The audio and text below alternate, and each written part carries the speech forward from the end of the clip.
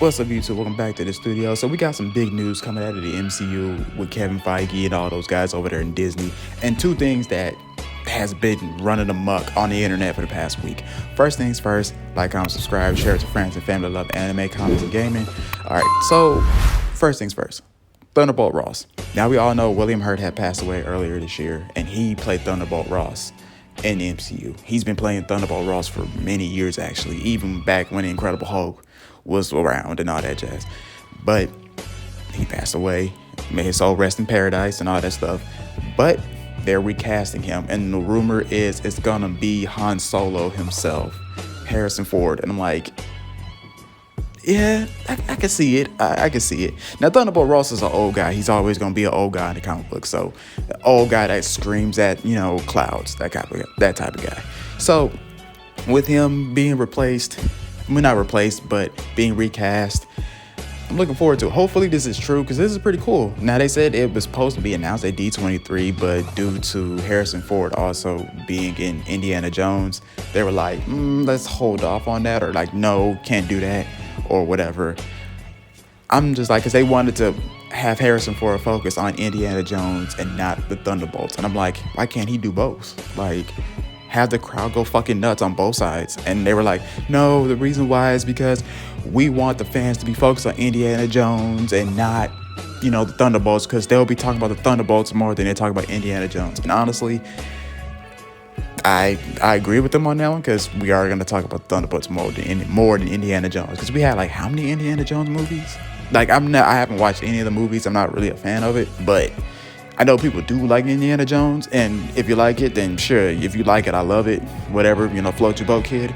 But it doesn't really matter, honestly. Like, it's Harrison Ford. We're gonna be happy that Harrison Ford is doing movies. How about that?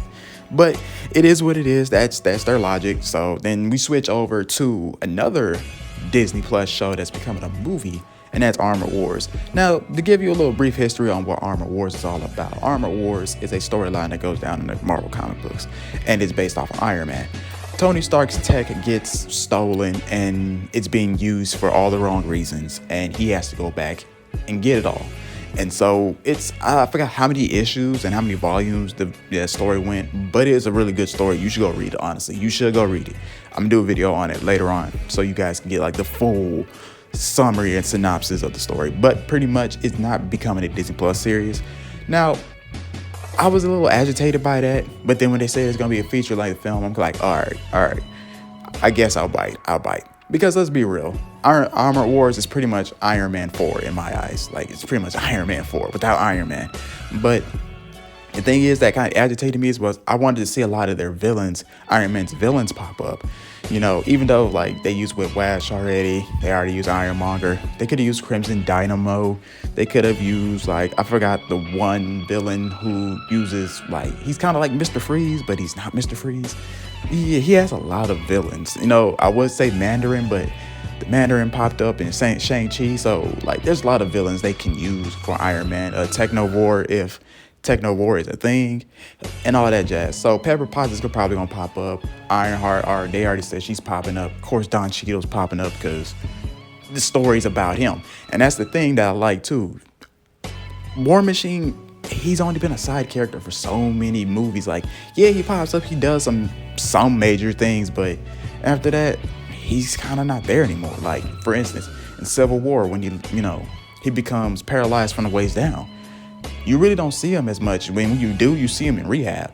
And after that, you see him walking, but we want to learn more about, like, what's going on with him. How does he feel about his friend being gone? Because I don't think they really touched on him and how he feels about his best friend not being with him or being deceased, So I wanted to see that be fleshed out more. Same thing with Pepper Potts, because I felt like, if we got a Disney Plus show, we want to see how she's taking the whole being a single mother, dealing with, Tony's passing. The same thing with Rhodey, how they're dealing with it. But instead, they made it a movie. So it is what it is. And on top of that too, maybe they didn't have enough material to make a TV series. So instead they decided, hey, we'll just make it a movie and whatnot. So the villain, I just taking a wild guess out there. I'm pretty sure it might be Justin Hammer, because Justin Hammer didn't die in any of the movies I think he survived in Iron Man 2. I know Whiplash died though, for sure. But maybe Justin Hammer, he's going to team up with somebody that, Tony Stark probably screwed over back in the day, because it's usually people he fucked over. Like, let's be real. Iron Man 2, he fucked over Whiplash's dad. Iron Man 3, he fucked over, quote unquote, the Mandarin. So it's usually over somebody he done screwed over. So it's pretty much how most of Iron Man villains are. They be like, you fucked me over, Tony. I'm going to take my tech. I'm going to fuck you up. It's pretty much Tony. That's pretty much Iron Man, if you want to be real. But honestly, and this is where I kind of wish they didn't kill off villains, because I'm not a big fan of watching villains die in movies, because they can always make a comeback. Like Obadiah Stane, I feel like he shouldn't have died in Iron Man 1. He should have been like the main antagonist of all 3 movies. And when I mean main antagonist, like he be pulling the strings. There'll be another villain there that Iron Man fights, but he's the reason why this villain is here to kill Tony. And by Iron Man 3, right after the Avengers, he tries to take over Stark Enterprises, because Iron Man has PTSD from, the whole Battle of New York. And he'd be like, yep, this is the reason why I'm taking over. Tony's not fit to run a company. He has PTSD. He's too busy out here being a superhero. Let me take over. And by the end of Iron Man 3, him and Obadiah Stane or Ironmonger, they fight and then either kill him off or send him to prison. I don't know. But maybe Baron Zemo might pop up. Hopefully he does, because he's not in the Thunderbolts as of right now. But I would like to see Baron Zemo do some, pop up and do some things, But other than that, I'm looking forward to it. There's a lot of stuff going on in the MCU right now. Phase 4 was not the greatest, I'll be honest with you.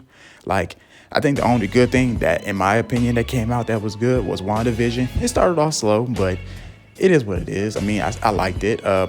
Vision might pop up too, because technically Vision is a product of Iron Man. Like, Iron Man did somewhat create Vision and somewhat had control over Vision, because, in Civil War, he was on the side of Iron Man and them, and he was all like, hey, you listen to me and you listen to me only, that kind of thing. So I wonder how things would have been if the Hulk was part of Civil War. I'm pretty sure that would have been an ugly sight to see, but that's off topic. But what do you guys think? How do you guys feel about the whole Armor Wars being a movie instead of a Disney Plus series? But other than that, guys, that's all I got for you.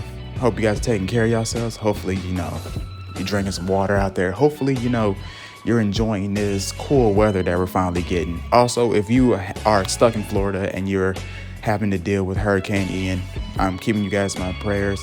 Hopefully that you guys are safe and sound.